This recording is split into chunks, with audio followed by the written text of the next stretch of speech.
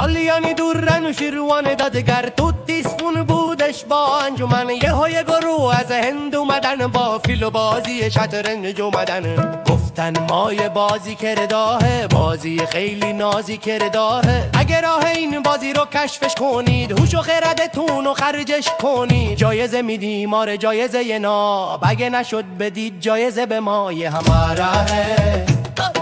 همارا ہے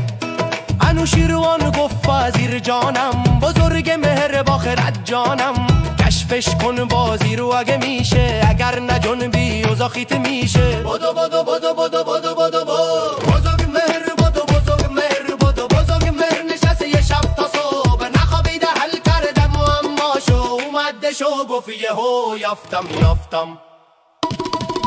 راه و رسم و چم و خم و دریافتم هندیا اومدن بزرگ مرومیز تک تک مهره های شطرنج و چیده هندیا گفتن چجوری آخه چجوری تونستش شل کرتاه کیاره کیاره کیاره کیاره کیاره بزرگ مهر نشسته یه بازی ساخته که یه تخت داشت و دوتا داشت تخت نردم نومش گذاشت تخت نرد کلی مهره داشت بعدش اومد به سمت هن با تخت نرد و با چند ترن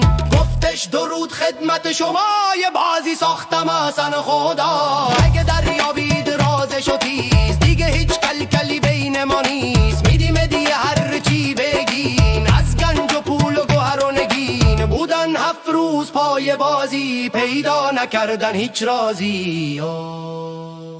آخرش چی شد آخرش چی شد آخرش چی شد بازی رو یاد داد به هندیا خیلی خیلی حال داده آخرش چی شد